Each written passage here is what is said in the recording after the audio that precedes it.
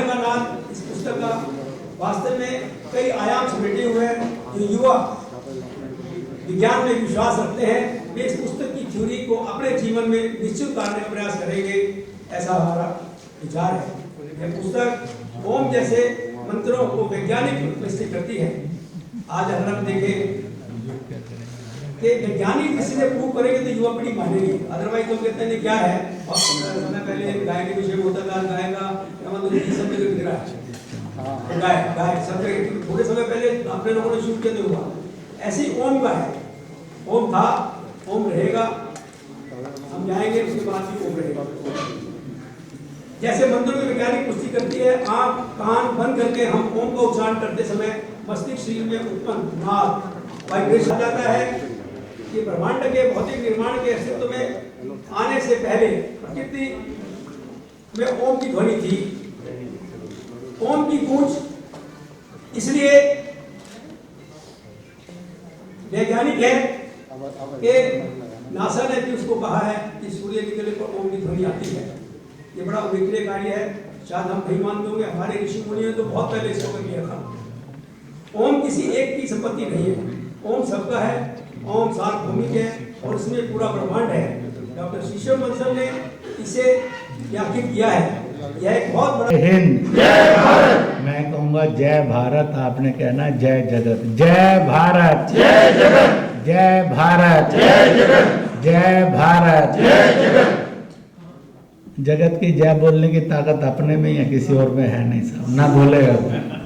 अब मैं कहूँगा जय जगत तो आप कहेंगे जय ब्रह्मांड। ओम तक जाना है ना, अटकना नहीं। जय जगत, जय ब्रह्मांड। जय जगत, जय ब्रह्मांड। इसलिए भारत का श्रेष्ठ वाक्य बनता है जय भारत, जय जगत, जय ब्रह्मांड। यही ओम था, है और रहेगा। बहुत बहुत शुभकामनाएं, बहुत बहुत बधाई। बुके से जी का अभिनंदन करेगी। बधाई आपको बहुत बहुत।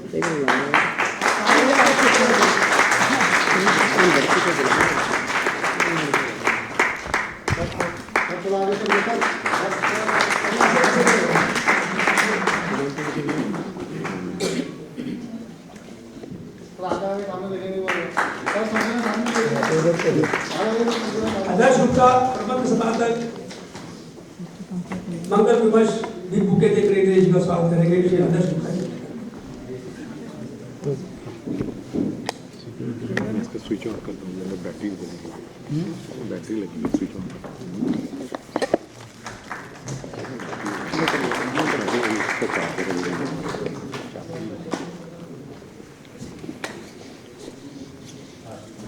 आदरणीय ओम साइंस है या विज्ञान है या हमारे हिंदू धर्म सनातन धर्म का चिन्ह है। इस पे बहुत सारे लोगों ने इस पे विवेचना किया। ओंकार हम गुरुमुखी में भी है। ऐसा है, ओम दुनिया के जितने भी मत हैं, पंथ हैं, भाषा बोलियां, परंपराएं और सभ्यताएं हैं, सब में वो था, है और रहेगा। यह एक सत्य है। दूसरी बात, ओम जीवन की और सृष्टि की परिपूर्णता का नाम है।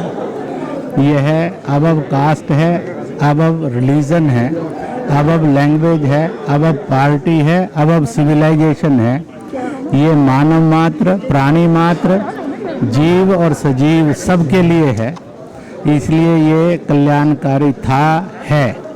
जिसके मन में अकल्याण का रोष और द्वेष होगा उनको इसका सत्य नहीं मिलेगा, और जिसके मन के अंदर समर्पण होगा उसका इस सत्य से साक्षात्कार होगा।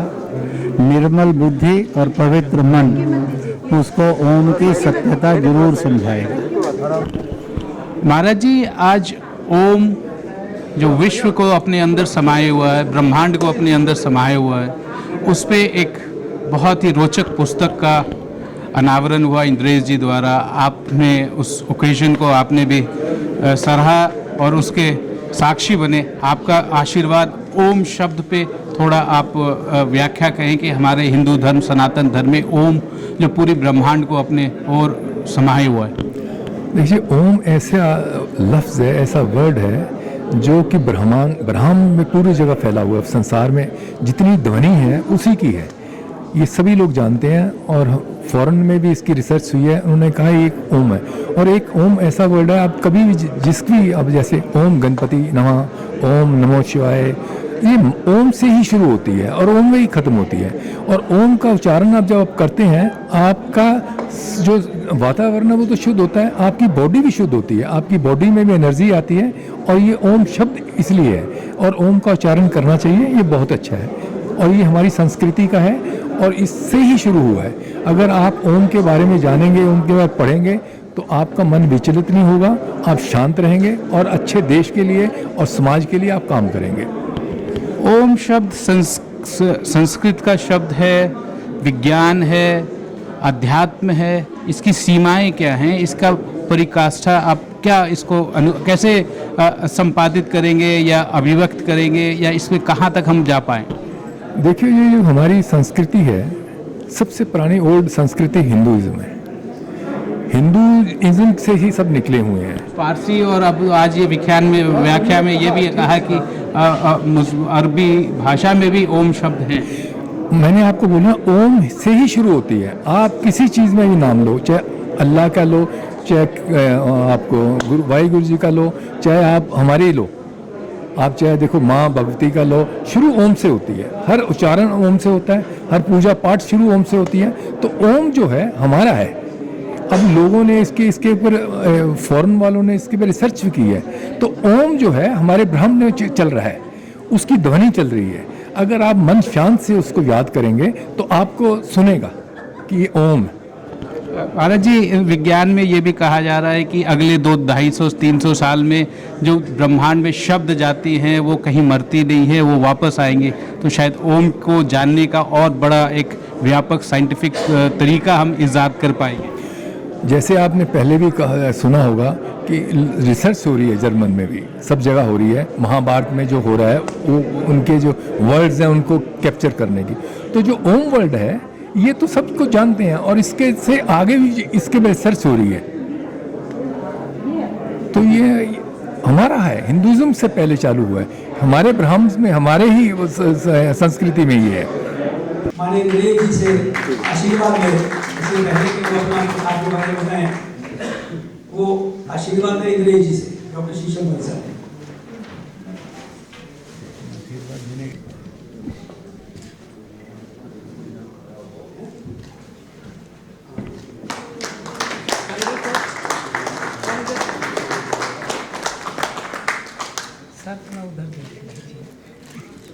तालियों से जोरदार ताली।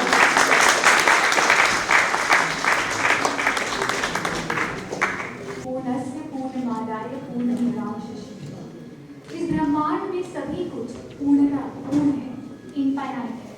और यही चीज मैं इस पुस्तक के माध्यम से हम सब से बांटना चाहती हूँ कि ओम एक ऐसी सर्वव्यापी शक्ति है जो पूर्ण है और सृष्टि के कण-कण में है। जिस दूरी पर आज सूर्य अपने ब्रह्मांड की परिक्रमा लगा रहा है, वो सूर्य हमारे महासूर्य का केवल 5वां सूर्य है। और जिस दूरी पर आज धरती सूर्य की परिक्रमा कर रही है और धरती अपनी खुद के एक्सिस की परिक्रमा कर रही है, वो जो ध्वनि कंपित होती है, वही ध्वनि हमारे शरीर के प्रत्येक अणु में भी कंपित होती है। वही ध्वनि और उसका स्पंदन हमारे हर एक एटम, हर एक मॉलिक्यूल, हर एक टिश्यू, हर एक ऑर्गन, हर एक सिस्टम के अंदर भी निहित है। और ये सभी कुछ ओम पर ही आधारित है।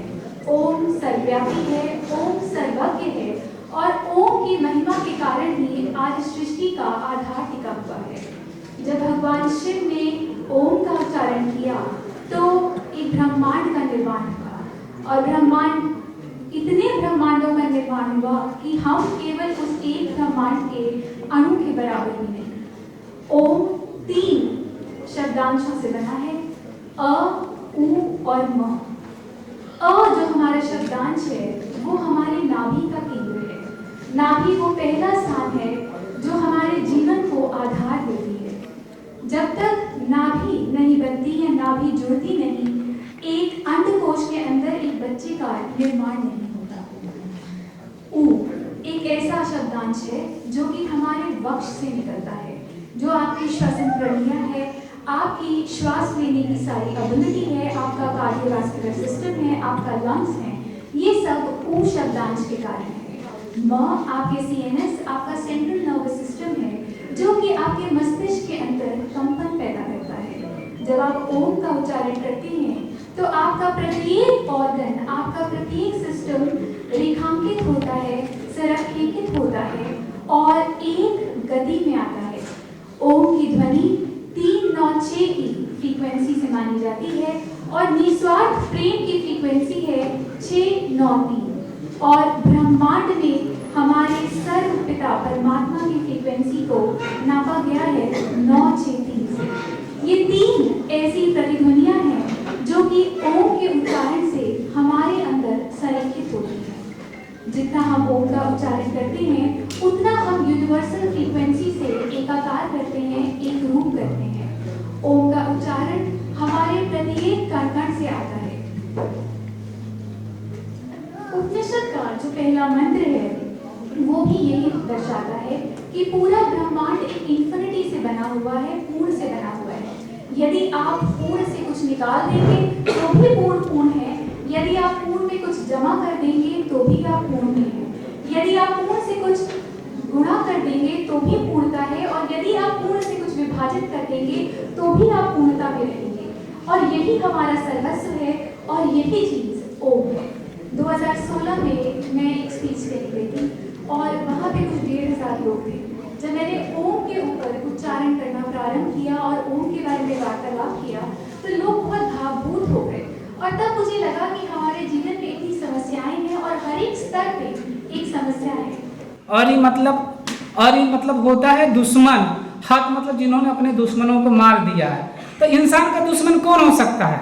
उसके लोभ हो सकता है, उसके द्वेष हो सकता है, उसके मोह हो सकता है, जो उसके अंदर अकुशल कुरीतियां, वही तो उसके सबसे बड़े दुश्मन है, जो उसको विकास करने में बाधा पहुंचाता है। ठीक है, तो उस अर्थ में अरहत जो होते हैं एक रूप में दर्शाया गया। दूसरे रूप में अशरीरी, जो शरीर नहीं है ओम का, हाँ, उसके बाद जिनका शरीर नहीं है, उसके बाद अरहत अशरीरी और है। उसके बाद पाली में हमने देखा है खासकर कि आपने सुना होगा कि भगवान बुद्ध ने 40 कर्म स्थान दिए हैं, यानी ध्यान के केंद्र दिए हैं।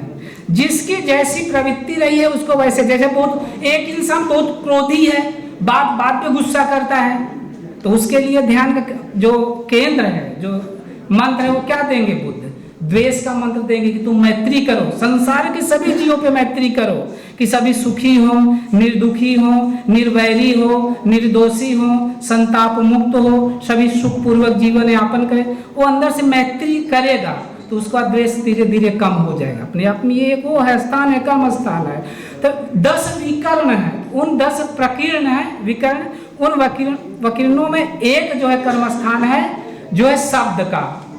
उनमें से ओम भी हो सकता है, वो कोई भी शब्द हो सकता है, मगर जो है। उसके बाद में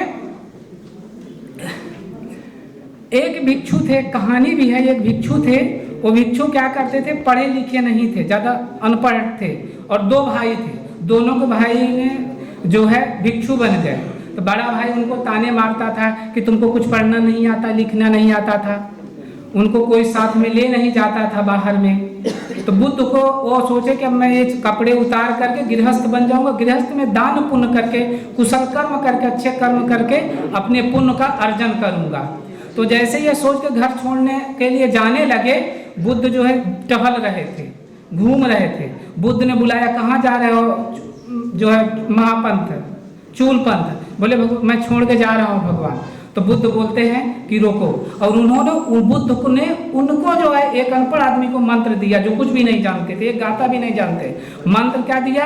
रजो हरण, रजो हरण। उन्होंने कपड़ा दिया और रजो हरण किया कि इसको रात भर घसो। और उस मंत्र से रजो हरण करते करते रात में वो क्या हुआ? इनलाइटमेंट हो गए, अरहत हो गए। अब महाराज जी, आज ओम शब्द पे आप लोगों ने एक पुस्तिका का अनावरण किया। ओम शब्द हिंदू धर्म में ही नहीं पूरे ब्रह्मांड में आपने अपने उद्बोधन में भी कहा कि ओम शब्द की जो परिकल्पना है वो मानव समाज से जुड़ी हुई है। जी, जी, तो जी। थोड़ा सा आप उस पर अपना ध्यान। ओम जो शब्द है अगर किसी भी डिक्शनरी में खोजेंगे तो कहीं ओम का सही माने में वो शब्द नहीं मिल पाएगा। ओम एक्चुअली कैसे है, एक शब्द स्पंदन है। ओम कैसे है, ओम आपको बौद्ध में, जैन में, जो सनातन परंपरा के जितने भी हैं सनातनी परंपरा में आपको मिलेंगे। खासकर मैं एक बौद्ध भिक्षु हूँ, स्वामी जी नहीं होकर एक बौद्ध भिक्षु हूँ, भंते जी हूँ, भगवान बुद्ध का अनुयायी हूँ। हमारे यहाँ ओम शब्द के बहुत सारे जो है तिब्बती परंपरा में है, जैसे ओम मणि पद्मे हूँ। ओम मणि पद्मे हूँ मतलब होता है कि पद्म ओम मतलब ओम मणि मतलब होता है रत्न, जो सबसे कीमती चीज़ होता है। जो है मणि का मतलब होता है बहुत कीमती चीज़, जो कोई बहुत बड़ा रत्न हो। और पद्म मतलब होता है कमल। यानी हर एक व्यक्ति के अंदर में वह ऊर्जा है, वह शक्ति है, वह उसमें सामर्थ्य है कि वो छोटा से मतलब कैसे खिल सकता है, बढ़ से। जैसे एक बीज है, एक बीज में जिस तरह से पूरी क्षमता होती है विशाल वृक्ष बन सकता है, अपने आप में विशाल है और वो पूरी तरह से विकसित हो सकता है। उसी प्रकार से हर एक मनुष्य में वह क्षमता है कि वह बीज से विशाल वृक्ष बनने में पूरी तरह से सक्षम है। इस अर्थ में ओम बुद्धिज्म में देखा जाता है। आप तो प्रोफेसर भी हैं, आप विश्वविद्यालय में पढ़ाते भी हैं। आप ओम का दायरा क्या है? ये साइंस है, ये विज्ञान है, ये अध्यात्म है, ये भारत हिंदू धर्म के लिए सनातन धर्म की एक क्या कहते हैं, जैसा आपने कहा बीज है। इसको कैसे हम विशालता को हम समझ पाए? कहें तो ये अपने आप में स्वयं में विज्ञान है, कहें तो अपने आप में जिस डायमेंशन से जिस एंगल से देखेंगे अपने आप में परिपूर्ण है ओम। इस अर्थ में परिपूर्ण है।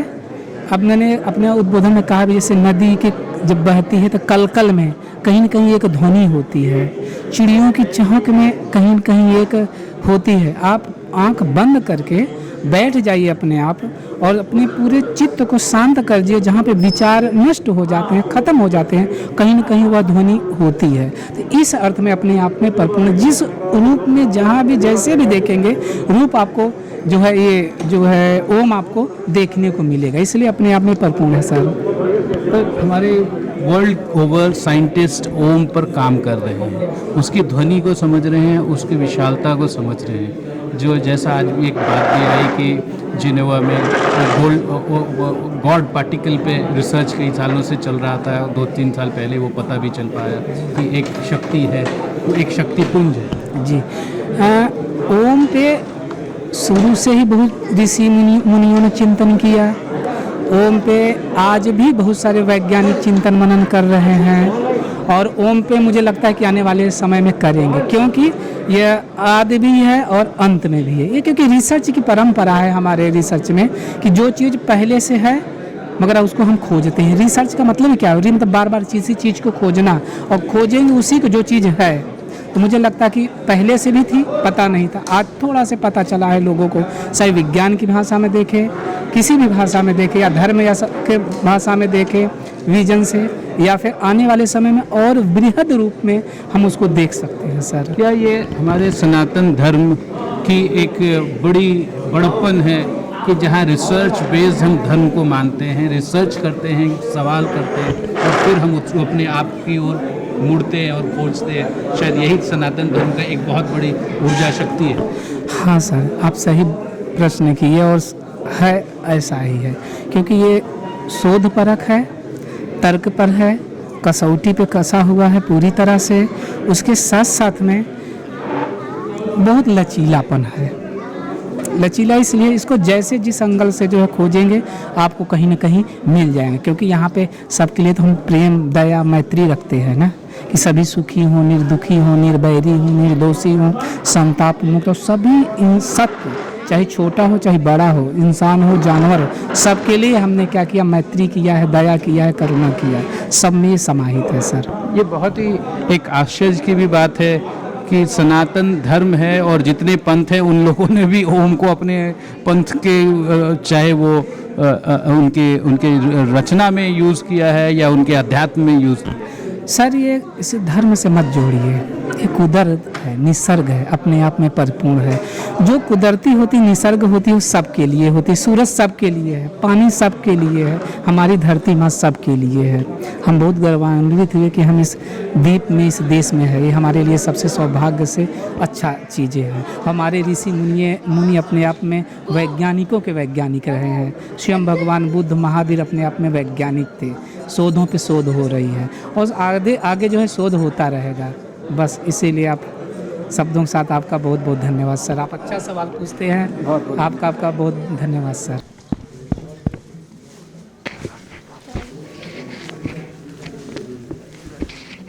हमारे बीच में मीनू अग्रवाल जी आए, विशेष रूप से उनका बहुत इंटरेस्ट था। मैं उनसे भी अभिनंदन करूंगा कि वो सिमरन लेकर के डॉक्टर शाहीन जाफरी का अभिनंदन करें।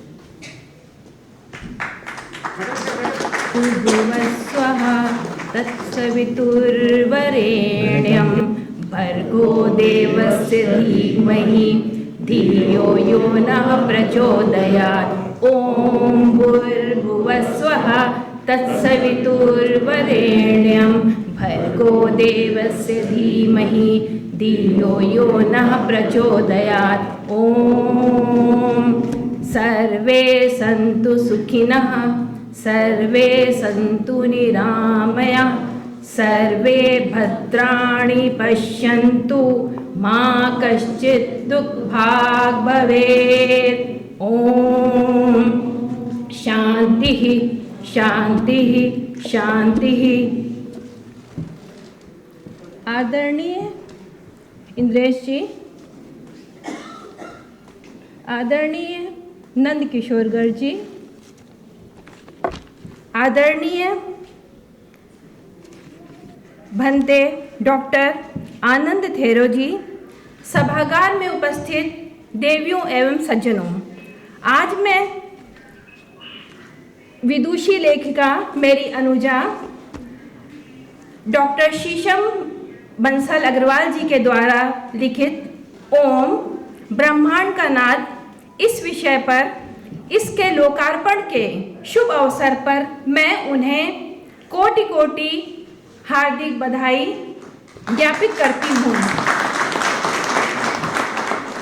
और ओम इस विशाल, गहन, सूक्ष्म, रहस्यमय और जितना कहा जाए इस पर उतना कम है, क्योंकि हम प्राणी हैं और प्राणी ईश्वर के बारे में कल्पना भी नहीं कर सकता। उसकी सर्वमत्ता, सर्व अधिष्ठानकृत और उसकी सर्वज्ञता के बारे में केवल हम कल्पना कर सकते हैं कि उसने बनाया है।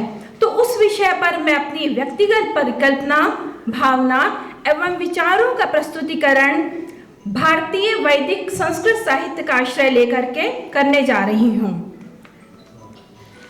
असतो मा सद्गमय से की भावना से सुसमृद्ध, सुसंस्कृत एवं विचारों को जो हमारे मनुष्यों के द्वारा यहाँ पर अजस्र प्रवाह, अजस्र इतिहास का प्रवाह भी कालखंडों के द्वारा उसको अवरुद्ध नहीं कर पाया और भारतीय मनुष्यों के मनन, चिंतन एवं अनुभूति से समन्वित सत्यमेव जयते का जो अक्षुण विचारधारा थी, वो आज तक वैदिक काल से लेकर के निर्बाध गति से सर्वत्र प्रवाहित हो रही है।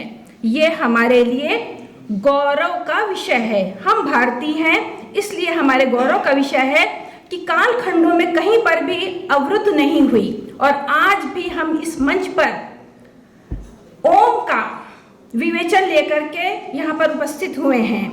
तो ये हमारे लिए गौरव का विषय है। इस पर मैं आप सबके लिए, आप सबको बधाई देती हूँ और एक बार आप लोग खुले मन से ताली बजाइए ओम के लिए। में जोड़ने की कोशिश की।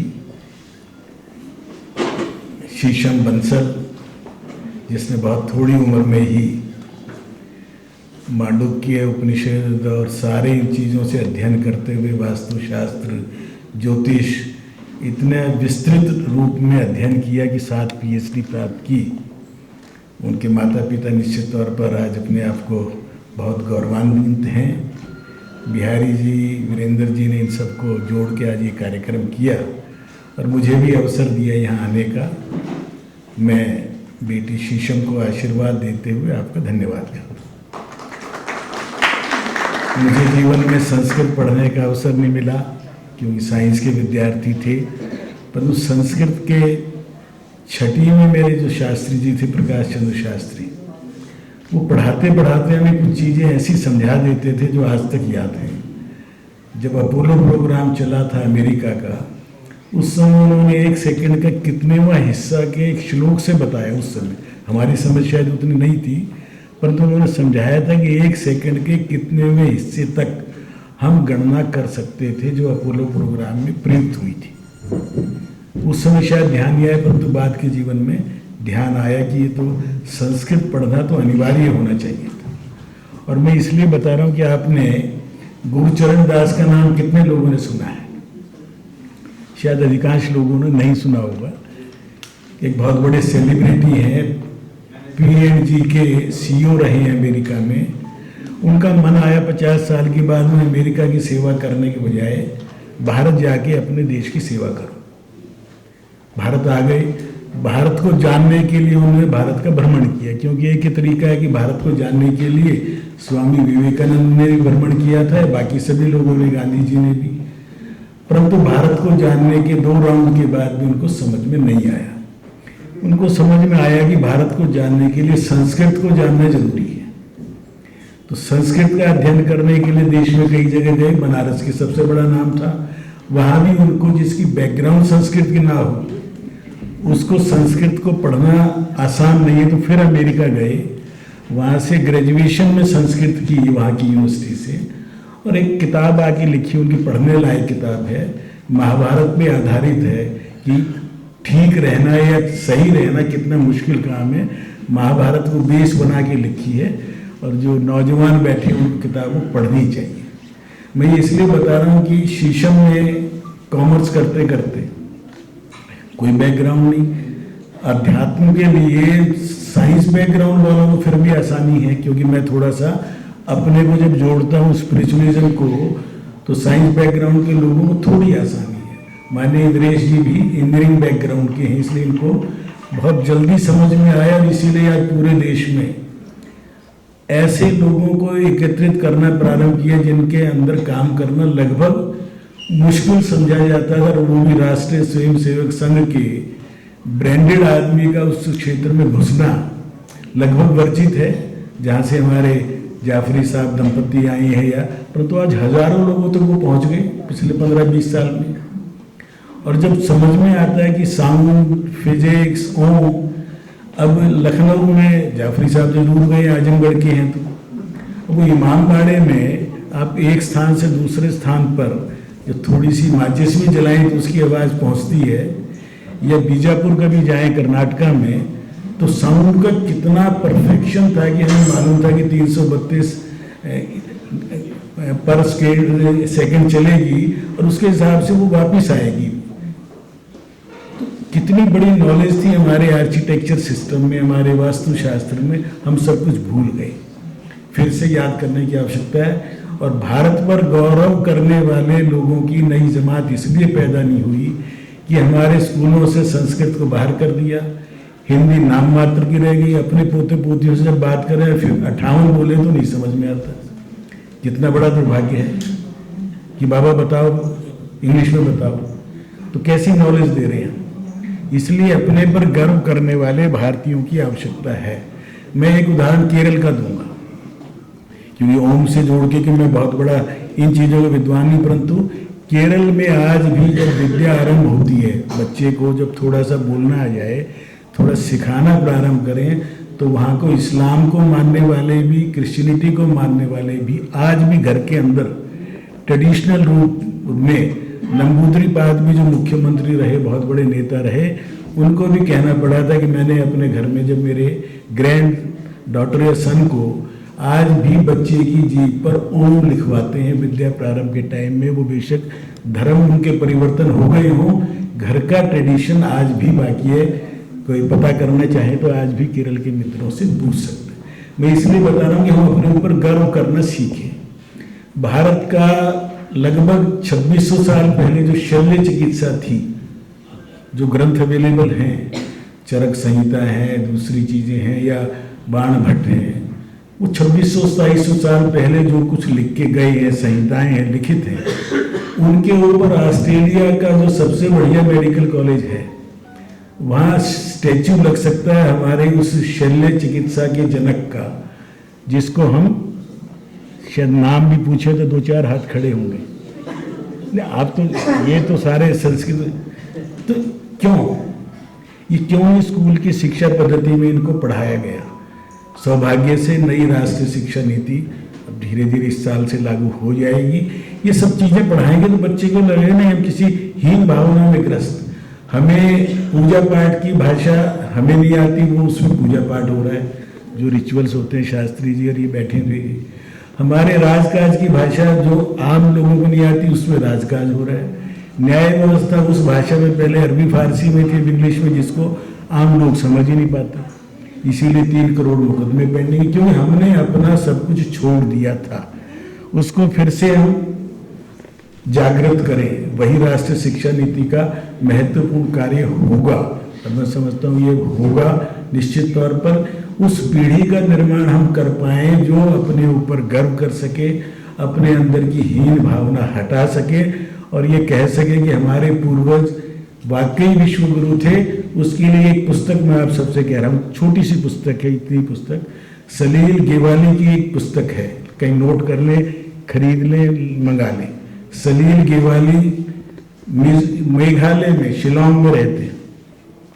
उन्होंने बड़ी मेहनत कर वो पुस्तक निकाली, हम लगभग सब भाषाओं में हमने करा दिया 10 साल में, कि भारत के बारे में विदेशी लोगों ने कब कब क्या क्या कहा, जिससे भारत के लोग गर्व कर सके।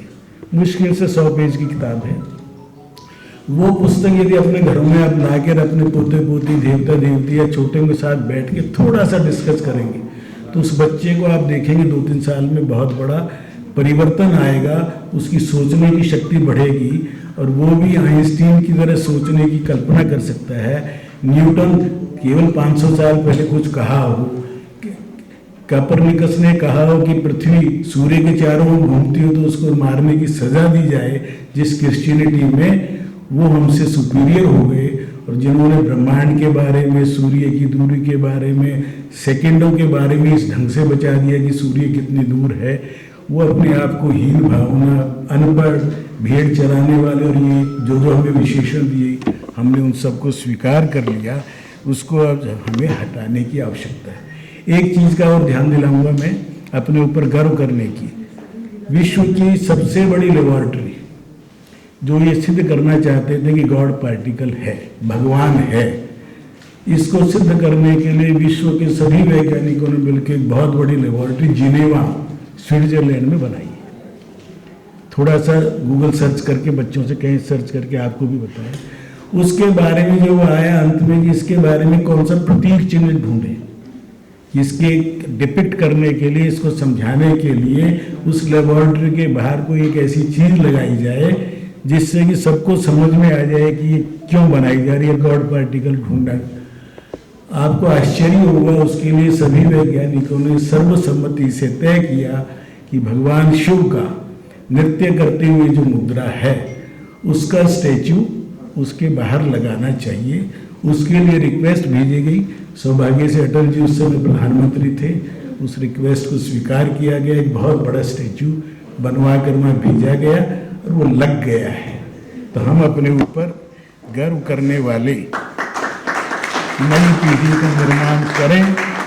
तो फिर से जो इंद्रेशी जैसों ने जो अपना सारा जीवन 1971 या 2 से दिया हुआ है, हजारों लोगों ने कुर्बानियाँ लोगों ने दी हैं, उनके कुछ सपने हैं। सपने यही हैं कि भारत फिर से विश्व गुरु बने, भारत फिर से सोने की चिड़िया बने। जिस दिन ज्ञान में हम आगे हो जाएंगे, नॉलेज सोसाइटी का निर्माण हो जाएगा, रुपया पैसा तो तुरंत अपने आप आता रहेगा। रुपया पैसा कोई बड़ी चीज़ नहीं है। सरस्वती के हम मानने वाले बन जाएं और इन चीज़ों को समझने वाले बन जाएं कि जो ओम पर आधारित। आदरणीय, ओम साइंस है या विज्ञान है या हमारे हिंदू धर्म सनातन धर्म का चिन्ह है। इस पे बहुत सारे लोगों ने इस पे विवेचना किया। ओमकार हम गुरुमुखी में भी है। ऐसा है, ओम दुनिया के जितने भी मत हैं, पंथ हैं, भाषा बोलियां, परंपराएं और सभ्यताएं हैं, सब में वो था, है और रहेगा। यह एक सत्य है। दूसरी बात, ओम जीवन की और सृष्टि की परिपूर्णता का नाम है। यह अबव कास्ट है, अबव रिलीजन है, अबव लैंग्वेज है, अबव पार्टी है, अबव सिविलाइजेशन है।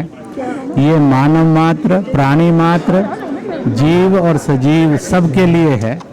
इसलिए ये कल्याणकारी था, है। जिसके मन में अकल्याण का रोष और द्वेष होगा, उनको इसका सत्य नहीं मिलेगा, और जिसके मन के अंदर समर्पण होगा उसका इस सत्य से साक्षात्कार होगा। निर्मल बुद्धि और पवित्र मन उसको ओम की सत्यता जरूर समझाएगा। आदरणीय, आज आपने अखंड भारत का सपना अपनी जिंदगी में देखने का प्रण लिया है, हम सबको प्रोत्साहित भी किया है, लाहौर से लेकर के रंगून तक। ऐसा है कि ये भारत 1857 में था, देश रहे, परंतु यह एक यूनियन के रूप में हो सकते हैं, क्योंकि जो विभाजन पर से बनी हुई चीज़ें हैं वो देवीय नहीं है, वह दानवीय हैं। इसलिए विभाजन यह असत्य का नाम है, अखंडता यह एक सत्य का नाम है। इसलिए सत्य हमेशा स्थापित होता ही है।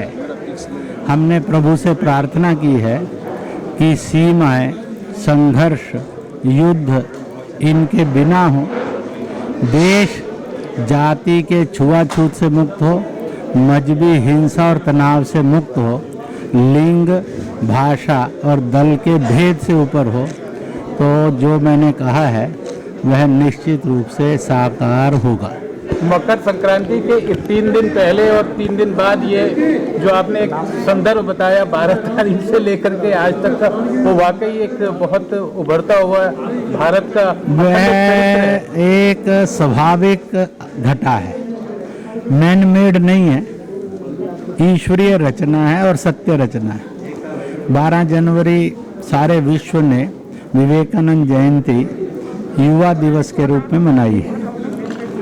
सारे देशों के, मजहबों के, जातियों के और सभ्यताओं के बैरियर से ऊपर हो गए। सारी दुनिया के अंदर हर्षोल्लास के साथ लोहड़ी और संक्रांति आई है। लोगों ने गुड़ तिल बांटा और खाया है, खिचड़ी खाई है और बांटी है। अमीर गरीब का, बड़े छोटे का, पढ़े लिखे अनपढ़ के, सब भेदों को ख़त्म जिसमें से होते हैं उस हर्षोल्लास से मिलाया। 500 वर्ष का जो एक भयानक क्रूर अत्याचार चला आ रहा था वो सदा के लिए ख़त्म हुआ, और इसलिए पहला कुंभ होगा भारत में 500 वर्षों में, जिसके अंदर राम जन्मस्थली विजय उत्सव आएगा, ना कि राम जन्मभूमि की मुक्ति के लिए आंदोलन और उसके लिए तरह तरह के कार्यक्रमों से मुक्त होएगा। ये हुआ, और उसके लिए धन संग्रह प्रारंभ हुआ है। लोग सब बैरियर से ऊपर उठकर धन दे रहे हैं। हजारों मुसलमान भी उस धन संग्रह में लगे हैं, ईसाई भी लगे हैं। और 16 को टीकाकरण हुआ। चीन के वायु वेपन से मुक्ति के लिए मानव जाति की भारत ने उस महाअभियान को शुरू किया जो मानव जाति का रक्षक बनकर खड़ा हो रहा है। और भाग्य से 17 तारीख को ओम पर, जो सृष्टि का नाद है और सृष्टि का नियंत्रक और संचालक है, उस पुस्तक का लोकार्पण हुआ है। ये मैन मेड नहीं है, सब ईश्वरीय रचना है, पर अद्भुत है। सर आदरणीय, ये क्या ये जो विपक्षी पार्टियां हैं उनको भी कोरोना का वायरस? ऐसा है कि कोरोना एक वायु वेपन है जो चीन ने मानव जाति के विरुद्ध इस्तेमाल किया है। इसलिए सब विश्व के मानवों ने, भारत के भी सब दलों, मजहबों, जातियों के समूहों ने एकजुट होकर मानव जाति के इस शस्त्र के विरोध के लिए और खड़े होकर जूझना चाहिए। और अपने आप को दलों में, मजहबों में और जातियों में बांटेंगे तो कोरोना मारेगा। एकजुट होकर मुकाबला करेंगे तो कोरोना हारेगा भी, भागेगा भी, और हम मानव के रूप में और भारतीय के रूप में जीतेंगे। बहुत बहुत धन्यवाद आदरणीय।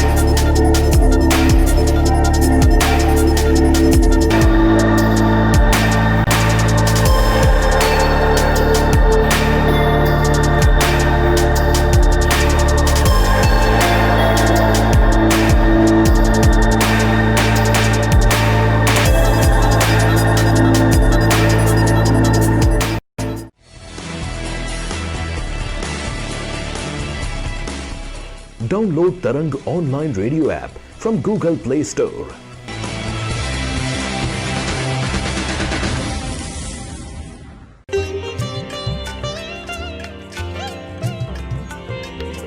You are listening to Tarang Devotional Online Radio.